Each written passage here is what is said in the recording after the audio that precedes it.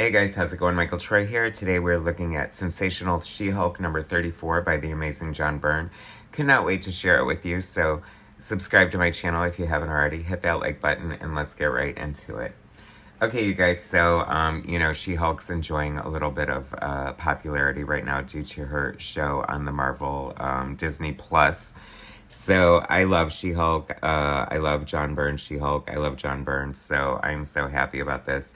She-Hulk, John Byrne turned it into a comedy book. John Byrne came up with the angle of her breaking the fourth wall, which is used a lot in the television show. I feel like the show is very like down the middle, big surprise. A lot of people love it. A lot of people dislike it. It's funny because I really like it.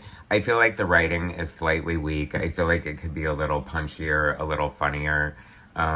It's a little heavy-handed with the woke messages. I'm not saying it's completely woke or those things aren't important. I mean, she's a female lawyer and she is a female doppelganger of a male counterpart.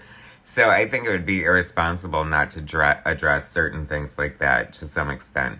But anyway, so look at this great cover. So this is a parody of Vanity Fair, famously Demi Moore posed on the cover of Vanity Fair, completely naked, completely pregnant, and this is a parody of that. So Shulky, and I love that this still has captions on the cover. I just said this recently.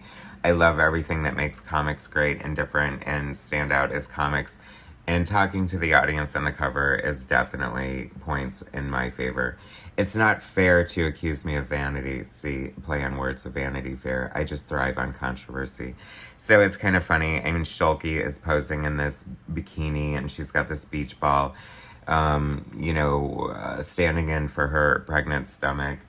I say go crazier. He should have had her get pregnant in this. Why not? The wacky pregnancies are a staple of bad comic book history, so why not throw it in? How do we feel about this corner box? It's very interesting because John Byrne has toyed with like computer graphics before they were like really, good. And I think this is pretty darn good because this is like before Photoshop. And I think it's before Photoshop, but I don't know exactly how he did this. But he was always doing like computer generated like backgrounds and effects, experimenting. Anyway, John Byrne wrote and drew it. Keith Williams inked it. Glynis Oliver colored it. Jim Novak lettered it. Renee Witterstatter edited it. And Tom DeFalco couldn't fit. Well, anyway, so this is post-shooter. John Byrne has returned as She-Hulk for a second time after leaving controversially. And I think he leaves controversially again. I don't know. But, it's John Byrne, so whatever. Who was that zombie I saw you with? Here we have this great splash page of She-Hulk sunbathing with Wheezy, her, best friend. Anyway, she gets delivered a memo on the beach. Hilarious. They have a flying car. I forgot all about that. Keith Williams is inking it, so he's mostly like John Byrne's background inker, but John let him do the whole thing here. I think it's pretty good. I think it's better when John Byrne inks his own figures and Williams is doing the backgrounds. Oh my gosh, this is such a standard John Byrne pose of the character waking up in bed, like surprised like that. I can see like a million other little characters doing that. I like that she's in this white sort of camisole kind of thing because it's reminding me of like early She-Hulk when she would like turn into She-Hulk and sort of just have her lingerie on still from underneath. Being a Hulk is tricky, especially, I think, like, a modern Hulk is hilarious, like, they rip through their pants and, like, they have a thong on or something like that. Anyway, this looks very LA. Is this in LA? Oh, New Orleans, my bad. Well, I wasn't wrong. It's LA as in Louisiana. See how I saved myself there? It's so funny. I love all this architecture. I talk about this all the time in John Byrne comic books, how he's always doing like these great like interiors and multiple angles of stairs. I mean, come on, John Byrne is definitely the man. Yeah, no offense to the inker, but I definitely would have liked to seen Byrne ink this himself. Some of the inking on She-Hulk was dodgy, even when Byrne was inking it himself. Byrne did have some periods of inking where he was, I feel, experimenting with different pens and techniques and things like that. And sometimes they're definitely better than the others, but you're going to have that with any, artist that's been around for decades and decades and decades. So, and when I say that, that's no exaggeration. Nice use of zipatone there. I mean, what the hell is going on here? I recognize him, machismo, or is it machismo? Is it a play on words on machismo? Because that would be super appropriate, wouldn't it?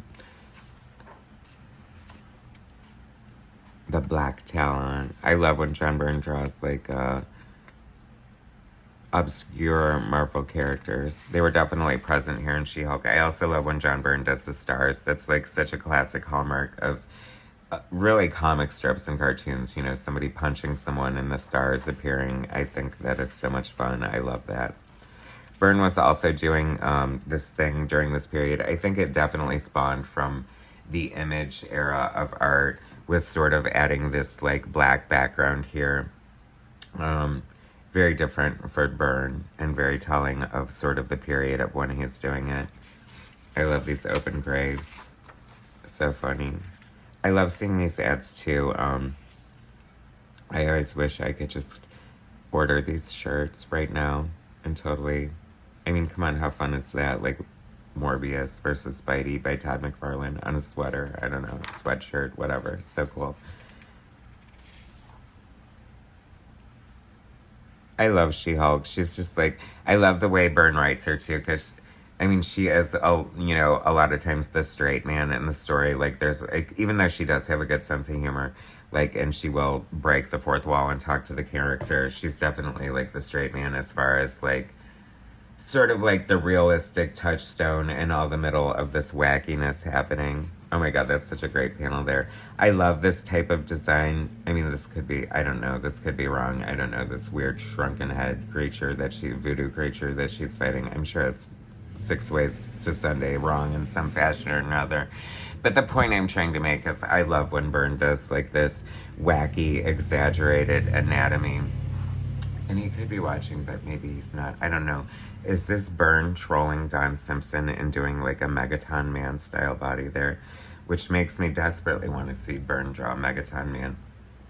And Don had recently joked that Byrne was going to ink the new 1963 annual that he's working on, which would be hysterical and bitchin' at the same time, and none of it's going to happen, so don't worry about it, folks. It's just Michael Troy living on Fantasy Island once again. I loved the Blonde Phantom, Wheezy, as her sort of sidekick. Very like Etta Candy in a way, even though she got this hot transformation from Butterball to MILF. Did that happen to Etta Candy too? I mean, Etta did get in shape, but I don't know. And here comes the Exhumed, the Unliving Exhumed.